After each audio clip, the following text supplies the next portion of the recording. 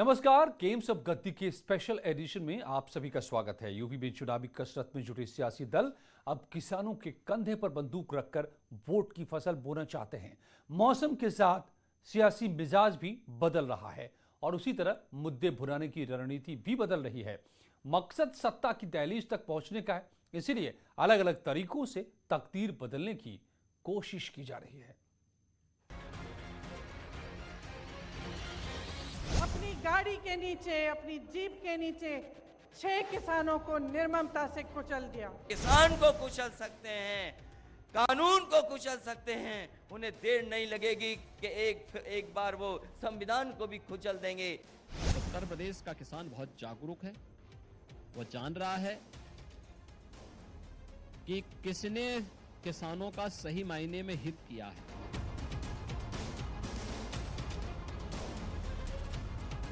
अन्नदाता हमारा पेट भरता है, हमें पहनने को कपड़े देता है और उसको इस तरीके से अपमानित होना पड़ रहा। अपराधी को पकड़ने के लिए एक भी पुलिस वाला नहीं निकला। अपराधी के घर में उन्होंने निमंत्रण भेजा कि आप आकर हमसे बात करिए। बाबा, क्या आशीष के अब्बा को आप बचाएंगे या जेल को भेजाएंगे? बाबा को बचाना पड़ेगा ना उत्तर प्रदेश की जनता को। बाबा तो हर बात पे अब्बा जान बोलते हैं। बहुत सारे चेहरे तो ऐसे हैं जो इस उपद्रव और इस हिंसा के पीछे भी शामिल हैं। एक बार तथ्य सामने आने दीजिए। यूपी की सियासत के केंद्र में चुनाव से ठीक पहले किसान हैं। किसानों का हिमायती बनने के लिए तमाम दल हर संभव कोशिश कर रहे हैं। लखीमपुर खीरी कांड के बाद विपक्ष लगातार सरकार पर हमलावर है। कोशिश किसानों के बहाने अपने लिए वोट की फसल तैयार करने की है। इसी कोशिश में प्रियंका गांधी भी जुटी हैं।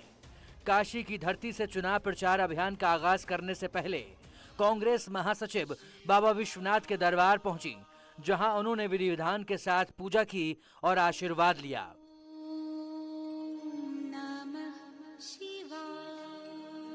या देवी सर्वभूतेषु शक्तिरूपेण संस्थिता नमस्तस्यै नमस्तस्यै नमस्तस्यै नमो नमः।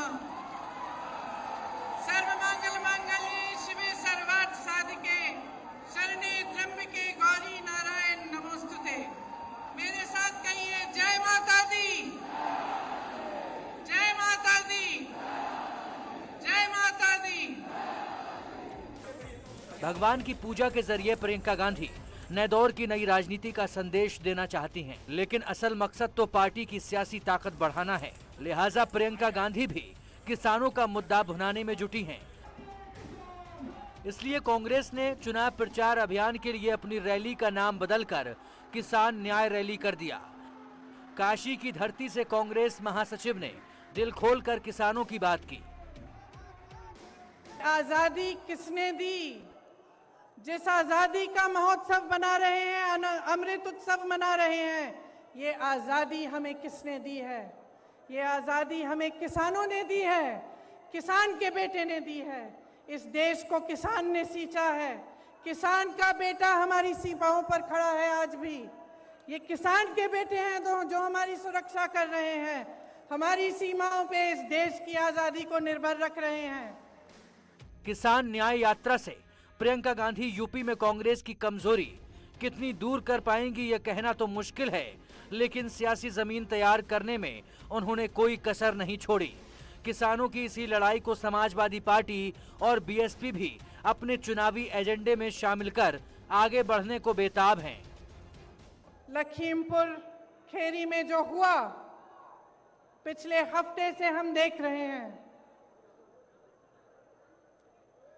इस देश के गृह राज्य मंत्री के बेटे ने अपनी गाड़ी के नीचे, अपनी जीप के नीचे 6 किसानों को निर्ममता से कुचल दिया और सब परिवार, 6 के 6 परिवार ये कहते हैं कि हमें पैसे नहीं चाहिए, हमें मुआवजा नहीं चाहिए, हमें न्याय चाहिए। गद्दी पर बैठे हैं, अभी हम लोगों ने उनका कारनामा देखा। उनके लोगों का कारनामा अभी हम लोगों ने लखीमपुर में देखा, जहां पर किसानों को कुचल दिया गया गाड़ी से, गाड़ी के टायरों से किसानों को कुचला गया। वो किसानों को तो कुचला ही गया है, लेकिन उसके साथ साथ कानून को भी कुचलने की तैयारी थी। किसानों को वे अपनी उपेक्षा को लेकर कुछ नाराज चल रही जातियों को भी साधने के लिए अब यहाँ इनको चुनाव के नजदीक खासकर जाट व गुर्जर आदि समाज के राजाओं की प्रतिमाएं लगाने व यूनिवर्सिटी आदि के भी नाम बेमन होकर नहीं रखने पड़ते, जबकि वास्तव में ये सभी कार्य बहुत पहले ही पूरे हो जाने चाहिए थे। किसानों के सहारे अपनी अपनी सियासी नैया पार कराने की कोशिश में हर दल जुटा है। चुनौती चुनाव की है, इसलिए विपक्ष के हमले भी तेज हो रहे हैं, मगर सरकार भी जवाबी हमला बोलने में कोई कसर नहीं छोड़ रही। प्रदेश के अंदर हम लोग आए थे, आने के तत्काल बाद सबसे पहला काम हमारी सरकार ने क्या किया था, किसानों का कर्ज माफी का, लघु और सीमांत किसानों का 1 लाख तक का कर्ज माफ करने का काम किया था। राज्य की आर्थिक स्थिति ठीक नहीं थी, तब भी हमने को लघु ने इस पर निर्णय लिया। यही नहीं, प्रदेश के अंदर दशकों से लंबित सिंचाई की परियोजनाओं को पूरा करने का काम भी किया गया। लगभग इस समय हम 22 से 25 लाख हेक्टेयर लैंड को अतिरिक्त सिंचाई की सुविधा उपलब्ध करा रहे हैं। प्रोक्योरमेंट पहले आड़तियों के माध्यम से होता था, किसानों को सीधे एमएसपी का लाभ मिल सके, यह काम भी सरकार ने किया है। किसान केंद्रित राजनीति उत्तर प्रदेश में फिलहाल बीजेपी की सबसे बड़ी चुनौती है। लखीमपुर कांड ने भी विपक्ष को सवाल उठाने और सियासी तीर चलाने का मौका दिया है, मगर आशीष मिश्रा की गिरफ्तारी के जरिए सीएम योगी ने कानून का राज सबके लिए बराबर होने का संदेश दिया है। यानी विपक्ष जिस बात को मुद्दा बनाने की कोशिश में था, उससे जुड़े तमाम सवालों का जवाब एक झटके में ही देने की पूरी कोशिश की गई। हमारे किसान अन्नदाता हैं, वो हमारा पेट भरते हैं। अन्नदाता हमारा पेट भरता है, हमें पहनने को कपड़े देता है, और उसको इस तरीके से अपमानित होना पड़ रहा। क्या क्या नहीं कहा जा रहा किसान भाइयों, आपको मवाली कहा जा रहा, इनका बस चले तो आतंकवादी कह दें आपको। तो अगर हमारे देश में कोई कुचला जाता है, किसी के प्रति हिंसा होती है, किसी पर अत्याचार होता है और उसको न्याय मिलने की उम्मीद नहीं होती, तो किसके पास जाएगा? अगर सरकार, मुख्यमंत्री, प्रधानमंत्री, गृह राज्य मंत्री, विधायक सभी मिले हुए हैं, सभी अपनी पीठ मोड़ देते हैं उनकी तरफ, तो किसके पास जाए जनता? और जहाँ तक किसान न्याय रैली की बात है, उनको सबसे पहले अपने पूर्ववर्ती जो उनके पूर्वजों ने सरकार चलाई है, उसमें देखना चाहिए उन्होंने किसानों के साथ कितना न्याय किया है। ये वही लोग हैं जिन्होंने स्वामीनाथन आयोग की रिपोर्ट को लागू नहीं किया। ये वही लोग हैं जिनके नीतियों के कारण देश में किसान आत्महत्या करने को मजबूर था। ये वही लोग हैं जिनके कारण आज भी किसान कमजोर है। लोकतंत्र में चुनाव से पहले सबसे बड़ा इम्तिहान है, और उसी इम्तिहान को पास करने के लिए राजनीतिक दल मेहनत कर रहे हैं, मगर चुनावी नतीजों में कौन पास होगा और कौन फेल, नंबर किस आधार पर मिलेंगे, ये सब राज्य की जनता तय करेगी। फिलहाल तो किसानों के कंधों पर बंदूक रखकर हर कोई सियासी हमले कर ही रहा है। असल में लड़ाई वोट हासिल करने की है, लिहाजा हर कोई खुद को फ्रंट पर ही रखना चाहता है। Bureau report, news 18। और उत्तर प्रदेश की चुनावी जंग को जीतने के लिए बीजेपी अपने संगठन को मजबूत कर रही है। दिसंबर 2021 तक 1.5 करोड़ नए सदस्य बनाने का लक्ष्य रखा गया है। बैठक के जरिए सांसदों और विधायकों को अनुशासन का पाठ भी पढ़ाया जा रहा है। आदरणीय मोदी जी की लोकप्रियता, आदरणीय योगी जी की लोकप्रियता के, आदरणीय राष्ट्रीय अध्यक्ष जगत प्रकाश नड्डा जी के लोकप्रियता के कारण आज समाज के विभिन्न वर्ग के लोग, अन्य पार्टी के लोग आज भारतीय जनता पार्टी का झंडा आप लोगों ने पकड़ा है। मैं हृदय से सभी लोगों का स्वागत करता हूं, अभिनंदन करता हूं। आज इस राज्य के 17 प्रमुख नेता विभिन्न दलों के और बड़ी संख्या में उनके समर्थकों ने भारतीय जनता पार्टी में शामिल हुए हैं। देश के अंदर और इस राज्य में भी मोदी और योगी के नेतृत्व में जो सरकारें चल रही हैं, निश्चित रूप से आम आदमी के बीच एक ईमानदार और दमदार सरकार की छवि स्थापित हुई और लोग मानने लगे हैं कि भारतीय जनता पार्टी उत्तर प्रदेश की आवश्यकता है, देश की आवश्यकता है। और विधायक हैं, राजनवा से हैं। नए लोगों को जोड़ने के अलावा बीजेपी बैठकों के जरिए भी सरकार की नीतियों को जनता तक पहुंचाने की कवायद में है। इसलिए सीएम योगी आदित्यनाथ ने खुद सांसदों और विधायकों के साथ बैठक कर आगे की रणनीति पर मंथन किया। सीएम योगी सरकार के कामकाज के दम पर 2022 में भी जनता का भरोसा जीतने की उम्मीद लगातार करते रहे हैं। और हम आज भी इस बात को कहते हैं, न जाति, न मत, न पंथ, न संप्रदाय, न छोटा न बड़ा, न क्षेत्र न भाषा, सबका साथ और सबका विकास। हम तो चाहते हैं पूरा प्रदेश एकजुट हो। जी, सरकार के कार्यों पर सरकार को वोट दें। हमने काम किया है तो हमें समर्थन दें, अपना वोट दें, नहीं किया है तो हमें खारिज करें। सीएम ने अलग अलग क्षेत्रों के सांसदों के साथ बैठक कर चुनावी तैयारी का फीडबैक लिया। सीएम ने सीधा सवाल पूछा कि चुनाव कैसे जीतेंगे और क्या तैयारी है। सीएम ने विधायकों से ये भी पूछा कि चुनाव के दौरान उन्हें संगठन से कैसी मदद चाहिए। सीएम ने हर विधायक से उनके क्षेत्र में पार्टी की मौजूदा स्थिति के बारे में भी जानकारी ली। साथ ही सभी विधायकों से सुझाव भी मांगे ताकि चुनाव में जीत की संभावनाओं को पुख्ता किया जा सके। 2022 की जंग से पहले बीजेपी में आपसी तालमेल बढ़ाने की कवायद शुरू हो गई है। सीएम योगी आदित्यनाथ ने भी टीम वर्क को आगे बढ़ाने की वकालत की है। सीएम ने इसी के साथ जनप्रतिनिधियों से अपने अपने क्षेत्र में जाकर सरकार की योजनाएं बताने के सुझाव भी दिए हैं। दरअसल कुल मिलाकर लक्ष्य 350 से ज्यादा सीटें जीतकर सत्ता को बरकरार रखने की है। लिहाजा रणनीति भी कुछ अलग तरीके से तय की जा रही है। बैठक का मकसद हर विधानसभा सीट पर जमीनी हकीकत परखना था ताकि उसी हिसाब से तैयारी की जा सके और संगठन स्तर पर भी इस कमी को दूर किया जा सके। इसलिए प्रदेश अध्यक्ष स्वतंत्र देव सिंह ने भी सभी नेताओं को संयम के साथ काम करने की नसीहत दी। बीजेपी की रणनीति सबको साथ लेकर चलने की है और शायद इसीलिए सांसदों को पूरी ताकत के साथ विधायकों की मदद करने का सुझाव भी दिया गया है। सीएम योगी के साथ बैठक के दौरान पार्टी के प्रदेश अध्यक्ष स्वतंत्र देव सिंह की ओर से पार्टी के नेताओं को न सिर्फ अनुशासन का पाठ पढ़ाया गया है, बल्कि तमाम मतभेद भुलाकर आपसी सहयोग की भावना के साथ चुनाव लड़ने की नसीहत भी दी गई है।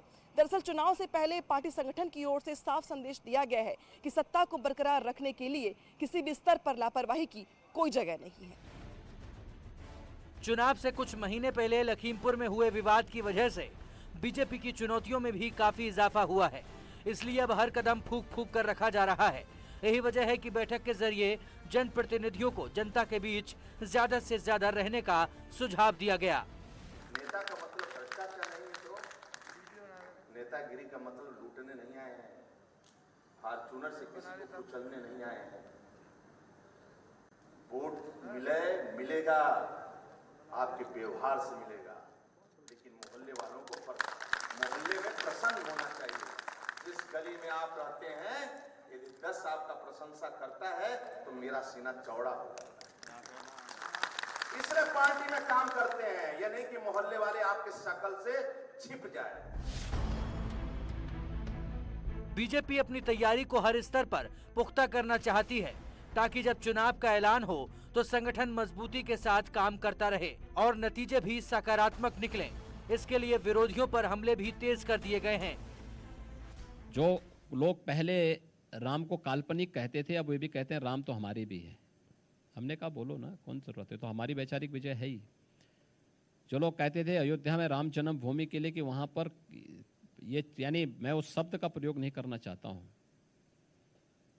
जो लोग पहले राम के को काल्पनिक कहते थे, आज वे सभी लोग राम राम चिल्ला रहे हैं। तो स्वाभाविक रूप से उन्होंने हमारी विचारधारा को स्वीकार किया है। राम के सार्वभौमिक व्यवस्था को स्वीकार किया है। राम शाश्वत हैं, राम सत्य हैं। चुनाव से पहले संगठन और सरकार मिलकर एकजुटता का संदेश तो दे ही रहे हैं, साथ ही विपक्ष की खामियां गिनाकर जनता के बीच भी अपने पक्ष में माहौल बनाने की कोशिश है। अब देखना होगा कि आने वाले दिनों में इसका कितना असर जनता पर पड़ता है। Bureau report, news 18।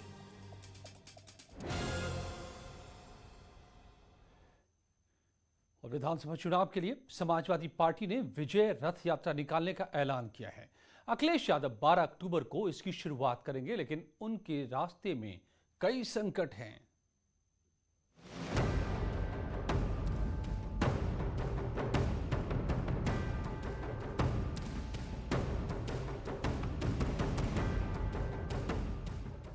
रथ तैयार है और अब इसके चलने का इंतजार है। समाजवादी पार्टी के अध्यक्ष अखिलेश यादव 12 अक्टूबर को इसी रथ पर सवार होकर 2022 के चुनाव प्रचार अभियान का बिगुल फूकेंगे। अखिलेश की पहली यात्रा लखनऊ से कानपुर तक की होगी, यानी 12 तारीख को अखिलेश लखनऊ से रथ पर सवार होंगे और कानपुर जाएंगे, जहां चुनावी रैली भी करेंगे। अखिलेश यादव बीजेपी सरकार की नाकामियां गिनाकर विजय रथ यात्रा से सत्ता पाने का ख्वाब भी अपने कार्यकर्ताओं को लगातार दिखा रहे हैं। क्योंकि रथ की पहिया घूमना था, इसलिए केवल आज पहिया घुमाए, लेकिन चलेगा 12 अक्टूबर को कानपुर से हमीरपुर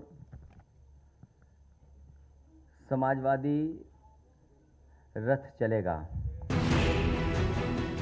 2012 में भी अखिलेश ने यात्रा निकाली थी और इस बार भी वो यात्रा के सहारे ही लखनऊ की गद्दी हासिल करने की उम्मीद कर रहे हैं। इसके लिए लग्जरी बस को रथ का रूप दिया गया है, जिसमें तमाम हाईटेक सुविधाएं मौजूद हैं।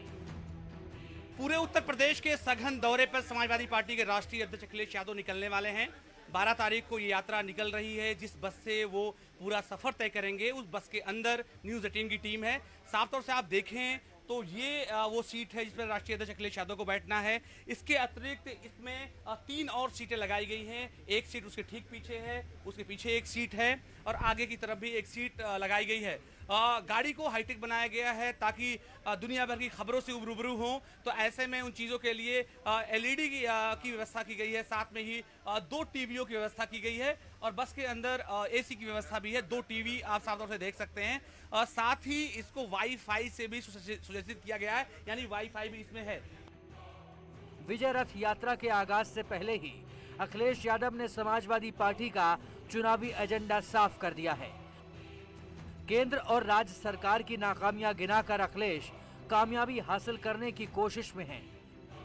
कानून व्यवस्था और विकास को मुद्दा बनाकर सत्ता पक्ष पर चोट करने की भी पूरी रणनीति है। लेकिन अखिलेश के हर वार पर बीजेपी भी पूरी ताकत के साथ पलटवार कर रही है। अब जनता तय करेगी। उत्तर प्रदेश में बहुत कम समय बचा है। उत्तर प्रदेश की जनता ने मन बनाया है कि भारतीय जनता पार्टी का उत्तर प्रदेश से सफाया होगा। सामान्य संस्कार होता है कि भाई अपने से बड़ों का सम्मान करो भाई।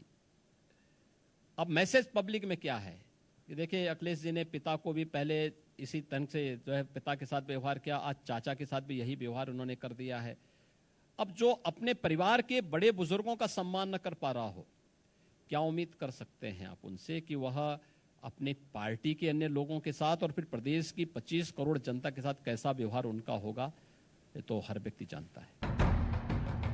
सत्ता पक्ष और विपक्ष में तकरार आने वाले दिनों में भी और तीखी होगी, लेकिन सरकार बनाने का सपना देख रहे अखिलेश यादव के सामने अपने चाचा से निपटना भी बड़ी चुनौती है। चचा भतीजे के बीच सुलग रही सियासी आग में सीएम योगी आदित्यनाथ ने अपने ही अंदाज में घी डालने का काम किया है। सपा के लिए उनका कंट्रीब्यूशन को नकारा नहीं जा सकता है और उनको जिस तरीके से उन्होंने दरकिनार किया है, जिस तरीके से उनको जो है अपमानित किया है, जो नेताजी के साथ में, मुलायम सिंह जी के साथ में कदम से कदम चला करके सम विषम परिस्थितियों में काम किए हों, उनको जिस तरीके से इन्होंने आज वहां से अपमानित करके बाहर का रास्ता दिखाया है, वो बहुत ही दर्दनाक है। और मुझे लगता है कि वो उन राजनीतिक दल का मामला है, वो किसके साथ समझौता करें ना करें, उनको लें ना लें, उनका अपना मामला है जी। लेकिन कम से कम नेता के नाते नहीं, चाचा के नाते कम से कम उनको सम्मान तो देते।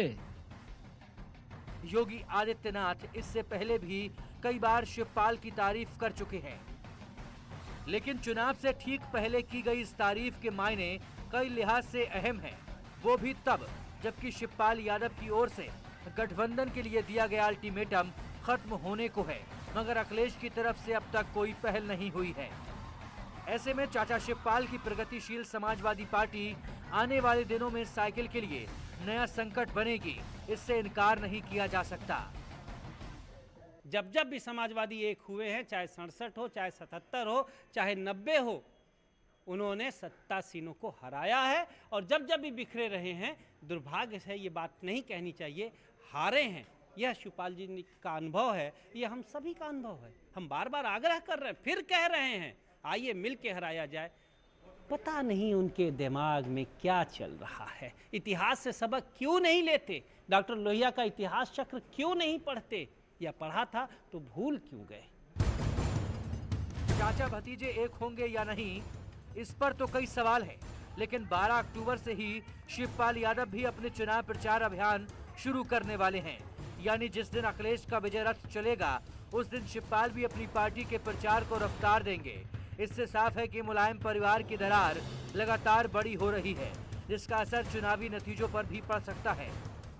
अब सवाल इसी बात का है कि क्या सत्ता तक पहुंचने का सपना देख रहे अखिलेश चाचा के साथ तालमेल बना पाएंगे या अकेले ही बढ़ते रहेंगे? Bureau report, news 18।